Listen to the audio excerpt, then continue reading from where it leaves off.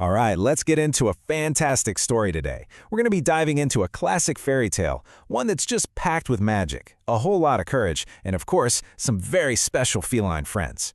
Let's get into the tale of the Daughter of the Moon, the cats, and the end of the shadow. Every great story starts the same way, right? Once upon a time. So imagine this. We're in a far-off, enchanted land. A place where the whole sky is shimmering with silver moonlight, the water is always singing a soft tune, and animals and people are true friends. And right in the middle of this land lived our hero, a girl named Aysu. Just look at her. Her eyes had the deep, dark blue of the night sky, and her hair flowed just like water, catching the moonlight. Now, what's so amazing about her wasn't just her own strength, but her incredible ability to talk with animals. Okay, so this is where it gets really cool. Aysu had a connection to two huge forces of nature, the moon and the water. From the moon, she drew the power of light and this incredible sense of serenity. And from the water, she got harmony and fluidity. So her power wasn't something she just used. It was like she was a part of the world around her. Absolutely amazing. But no hero goes on an adventure alone, right? Aysu had her crew, 3 cats who were always by her side. First, there was Mırnav Dede, the wise old cat with that long white fur on his chest that kind of looked like a beard. Then you had Zıpır, this little orange ball of energy, always ready for some fun. And finally, Gece, silent, brave, with fur as dark as the twilight sky. So, the 4 of them, they travel all over, helping animals, keeping things peaceful. But you know how these stories go. That peace, it was about to be completely shattered. Suddenly, Mırnav Dede comes tearing towards Aysu, his fur standing on end, totally panicked. "Aysu, there is a great danger. The moonstone, it's gone." And those words just hung in the air. Now, you have to understand, this moonstone wasn't just some shiny gem. It was basically the heart of the entire land. This crystal was what spread the moon's energy everywhere, keeping that perfect balance between night and day, between the water and all of life. Without it, the world would just fall apart. And then Mırnav Dede says what they're all thinking, what they're all terrified of. He thinks this has to be the work of an ancient evil, a creature made of pure darkness that they all thought was defeated a long, long time ago, the Shadow Lord. So what do? There's only one option. You've got to get that stone back. They don't waste a second. Their journey begins, taking them down these secret paths that only animals know, heading straight for the mystical Mirror Lake. But when they get there, the lake is dark. The glow is gone. Aysu reaches out, touches the surface, and the water starts to tremble as this whisper just rises up from the depths.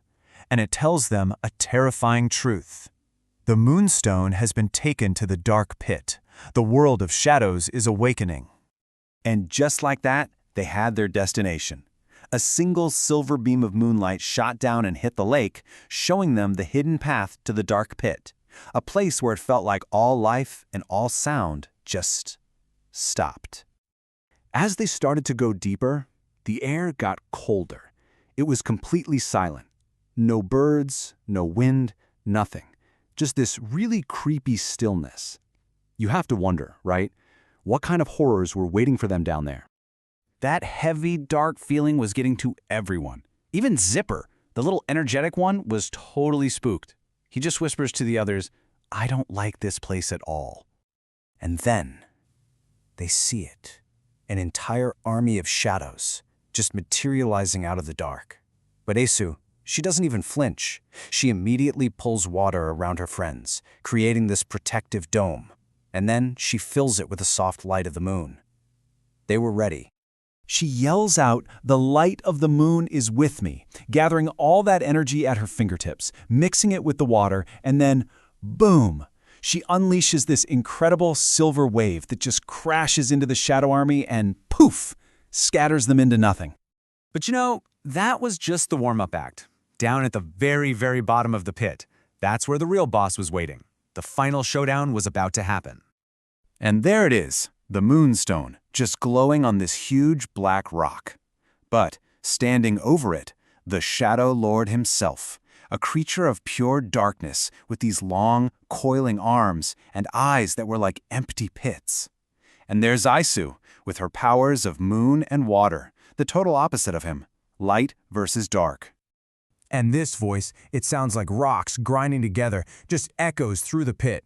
This stone is mine now. Darkness will reign.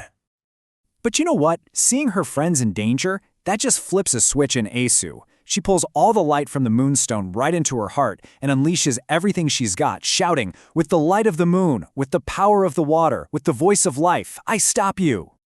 An unbelievable blast of pure silver light just erupts from her hands. And for a creature made of pure darkness, well, that's game over. His shadowy form just trembles, shrinks, and with one last shriek, he's gone. The fight was over. Light was back. This big, bad, all-powerful villain gets zapped down to a single, little feather made of shadow. Aysu carefully traps it in a jar, making sure that kind of pure evil could never threaten their world again. Her friends are all celebrating, and Mırnav Dede tells her how brave she was. But Aysu just smiles and says, "No, we did it together." And in that moment, you realize her real power wasn't just from the moon or the water, it was from the friendship they all shared. And so our story comes to a close. The moonstone is back where it belongs, and the land is at peace again. And you know how these old tales end, right? 3 silver lights fall from the sky. One for Aysu's incredible courage, one for the friendship of her cats, and that last one? Well, that one's for you, for being here to listen to their story.